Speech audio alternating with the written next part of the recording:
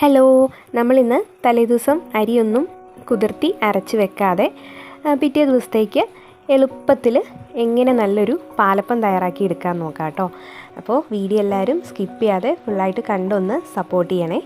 അപ്പോൾ ഇതാ പാലപ്പം തയ്യാറാക്കാനായിട്ട് ഞാനിവിടെ 1 കപ്പ് അളവിൽ ഗോതമ്പ് പൊടി എടുത്തിട്ടുണ്ട്. നമ്മൾ ചപ്പാത്തിയൊക്കെ ഉണ്ടാക്കുന്ന ഗോതമ്പ് പൊടി. ഇനി അതിലേക്ക് 1/2 കപ്പ് അളവിൽ ചിരകിയ തേങ്ങ ചേർത്ത് കൊടുക്കുക. ഇനി നമുക്കിതിലേക്ക് 1/4 കപ്പ് അളവിൽ ചോറാണ് ചേർത്ത് കൊടുക്കേണ്ടത്. അപ്പോൾ ഞാനിപ്പോൾ കുത്തരി ചോറാണ് എടുത്തിരിക്കുന്നത്. നല്ല വെള്ള ചോറാണെങ്കിൽ അപ്പത്തിന് കുറച്ചും കൂടി നല്ലൊരു കളർ കിട്ടും. ഇനി ഇതിലേക്ക് നമുക്ക് ഇൻസ്റ്റൻറ്റ് ഈസ്റ്റാണ് ചേർത്ത് കൊടുക്കേണ്ടത്.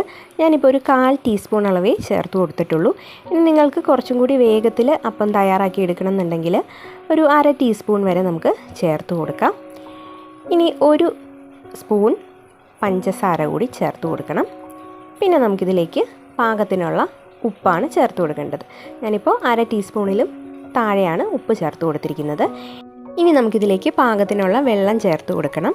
ഇപ്പോൾ ഞാനിതിലേക്ക് ഇളം ചൂടുവെള്ളമാണ് ചേർത്ത് കൊടുത്തിരിക്കുന്നത്. ഒരുപാട് ചൂട് ഉണ്ടാവാൻ പാടില്ല, ചെറിയ ചൂടുവെള്ളമാണ് നമ്മൾ ചേർത്ത് കൊടുക്കേണ്ടത്.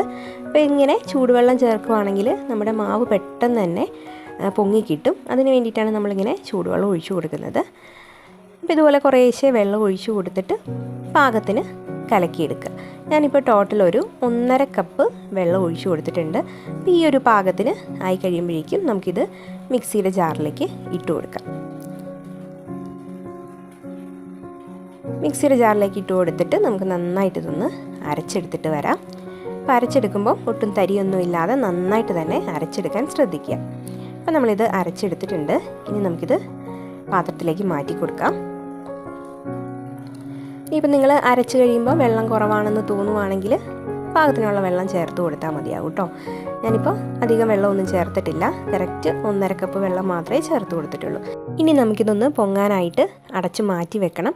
ഏകദേശം 1.5 മുതൽ 2 മണിക്കൂർ സമയം വരെ എടുക്കും ഇത് റെഡിയായി കിട്ടാൻ. പിന്നെ അടുപ്പിൻ്റെ അടുത്തൊക്കെ വെച്ച് കൊടുക്കുകയാണെങ്കിൽ കുറച്ചും കൂടി വേഗത്തിൽ ഇത് പൊങ്ങി കിട്ടും. അപ്പോൾ നമ്മുടെ മാവ് റെഡിയായിട്ടുണ്ട്. നമുക്കിനി അപ്പം ഉണ്ടാക്കിയെടുക്കാം. അപ്പം ഞാനിതുപോലെ അപ്പച്ചട്ടി സ്റ്റൗവിൽ വെച്ച് കൊടുത്തിട്ടുണ്ട്. അതിലേക്ക് മാവ് കുറേശ്ശെ ഒഴിച്ചു കൊടുത്തിട്ട് നമുക്കിതൊന്ന് ചുറ്റിച്ചെടുക്കാം. നമ്മൾ മാവ് ഒഴിച്ചു കൊടുക്കുമ്പം ഫ്ലെയിം അത്യാവശ്യം കൂട്ടി വെച്ച് കൊടുക്കുക. അതിനുശേഷം നമ്മൾ അടച്ച് ലോ ഫ്ലെയിമിൽ വെച്ചിട്ട് നമ്മളിത് കുക്ക് ചെയ്തെടുക്കണം. എങ്കിലേ നമ്മുടെ അപ്പം നല്ല കറക്റ്റായിട്ട് കിട്ടുള്ളൂ. ഇപ്പോൾ ഇതാ ഞാൻ 1 മിനിറ്റ് ഇങ്ങനെ അടച്ച് വെച്ച് കൊടുത്തിട്ടുണ്ട്. അപ്പം നമ്മുടെ അപ്പം റെഡി ആയിട്ടുണ്ട് കേട്ടോ. സൈഡൊക്കെ നന്നായിട്ട് മുരിഞ്ഞ് വന്നിട്ടുണ്ട്. ഇതിപ്പോൾ നിങ്ങൾക്ക് കാണുമ്പോൾ തന്നെ മനസ്സിലാക്കാൻ പറ്റും, നല്ല സോഫ്റ്റ് ആയിട്ടുള്ള അപ്പമാണ്. സൈഡൊക്കെ നന്നായിട്ട് മൊരിഞ്ഞ് കിട്ടിയിട്ടുണ്ട്. ഇത് ചൂടോടുകൂടി നല്ല ക്രിസ്പി ആയിട്ടിരിക്കും. തണുത്ത് കഴിഞ്ഞിട്ടുണ്ടെങ്കിൽ സോഫ്റ്റ് ആയിട്ട് പോകും കേട്ടോ. അതുകൊണ്ട് തന്നെ നമ്മളിത് ഉണ്ടാക്കിയെടുത്തിട്ടുണ്ടെങ്കിൽ ചൂടോടുകൂടി തന്നെ കഴിക്കാനായിട്ട് ശ്രദ്ധിക്കുക. അതായിരിക്കും കുറച്ചും കൂടി ടേസ്റ്റ്.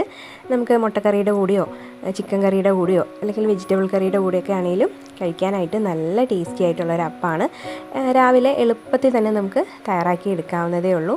അപ്പോൾ ഈ രീതിയിൽ തയ്യാറാക്കി നോക്കാത്തവരൊക്കെ ഒന്ന് ട്രൈ ചെയ്ത് നോക്കാം.